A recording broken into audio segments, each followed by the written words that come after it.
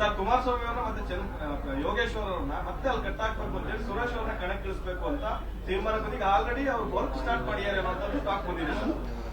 ನೋಡಿ, ಚುನಾವಣೆ ಅಂತಾದಾಗ ವಿರೋಧ ಪಕ್ಷದವರು ತಂತ್ರ, ಪ್ರತಿತಂತ್ರ, ಕುತಂತ್ರ ಇವೆಲ್ಲ ನಡೀತಕ್ಕಂಥದ್ದನ್ನ ನಾವು ಸಾಮಾನ್ಯವಾಗಿ ಗಮನಿಸ್ತೀವಿ. ಹಾಗಾಗಿ ಕಾಂಗ್ರೆಸ್ನಿಂದ ಈಗಲೇ ಯಾರು ಸ್ಪರ್ಧೆ ಮಾಡ್ತಾರೆ ಅಂತಕ್ಕಂಥದ್ದು ನಮಗೆ ಗೊತ್ತಿಲ್ಲ. ಮಾಧ್ಯಮದಲ್ಲಿ ಪ್ರತಿನಿತ್ಯ ವಿಶ್ಲೇಷಣೆಗಳಾಗ್ತಾ ಇದೆ, ಅವ್ರು ಬರ್ತಾರೆ, ಇವ್ರು ಬರ್ತಾರೆ, ಅವ್ರು ಹೋಗ್ತಾರೆ, ಇವ್ರು ಬರ್ತಾರೆ ಅಂತ. ಹಾಗಾಗಿ ಇದಕ್ಕೆಲ್ಲ ಉತ್ತರ ಕೊಡ್ಲಿಕ್ಕೆ ಇನ್ನು ಟೈಮ್ ಇದೆ, ಚರ್ಚೆ ಮಾಡ. ಇನ್ನು ಬಹುಶಃ 6 months ಟೈಮ್ ಇರುತ್ತೆ, 6 ತಿಂಗಳ ಟೈಮ್ ಇರುತ್ತೆ ಇದಕ್ಕೆಲ್ಲ.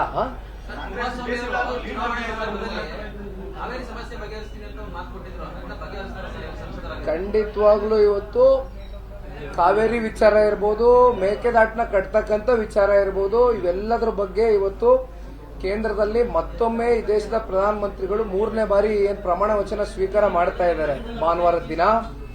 ಹಾಗಾಗಿ ಅವರ ಗಮನವನ್ನ ಸೆಳೀತಕ್ಕಂಥ ಒಂದು ಕೆಲಸ ಮಾಡಿ ರಾಜ್ಯದ ರೈತರುಗಳಿಗೆ ಕಾವೇರಿ ವಿಚಾರ ಇರ್ಬೋದು, ಮೇಕೆದಾಟ ನಿರ್ಮಾಣ ಮಾಡ್ತಕ್ಕಂಥದ್ದು ಇರ್ಬೋದು, ಇವೆಲ್ಲದರ ಬಗ್ಗೆ ಕೂಡ ಕುಮಾರಣ್ಣ ಅವರು ಅತ್ಯಂತ ಪ್ರಾಮಾಣಿಕವಾಗಿ ರಾಜ್ಯದ ಪರವಾಗಿ ನಿಂತು ಕೆಲಸನ ಮಾಡ್ತಾರೆ ಅಂತಕ್ಕಂಥದ್ದು ನಾನಂತೂ ಹೇಳಬಲ್ಲ.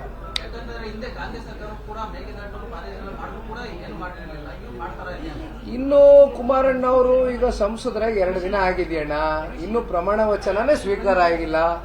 ಮಾಡ್ತೇವೆ ಅಂತಕ್ಕಂಥದ್ದನ್ನ ಮಾತನ್ನ ಕೊಟ್ಟಿದ್ದೇವೆ, ಬಗೆಹರಿಸ್ತಕ್ಕಂಥ ಪ್ರಾಮಾಣಿಕ ಪ್ರಯತ್ನ ಮಾಡ್ತೇವೆ.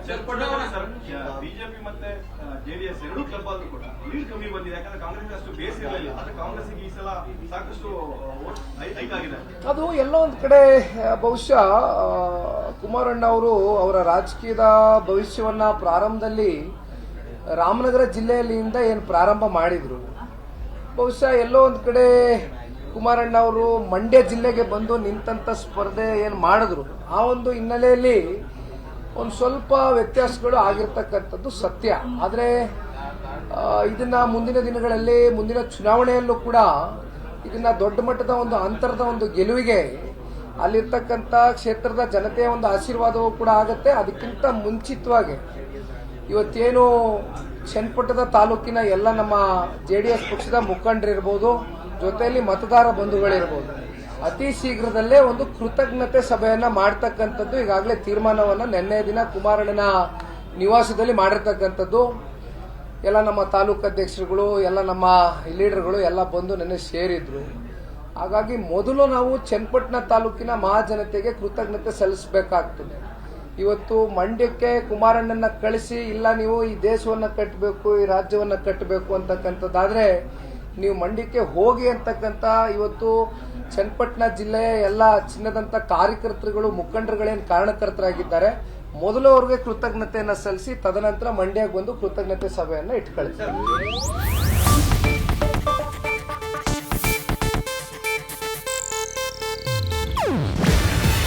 ಇದು ಏಷ್ಯಾನೆಟ್ ನ್ಯೂಸ್ ನೆಟ್ವರ್ಕ್ ಪ್ರಸ್ತುತಿ. ನೀವು ನೋಡ್ತಿದ್ದೀರಾ ಏಷ್ಯಾನೆಟ್ ಸುವರ್ಣ ನ್ಯೂಸ್.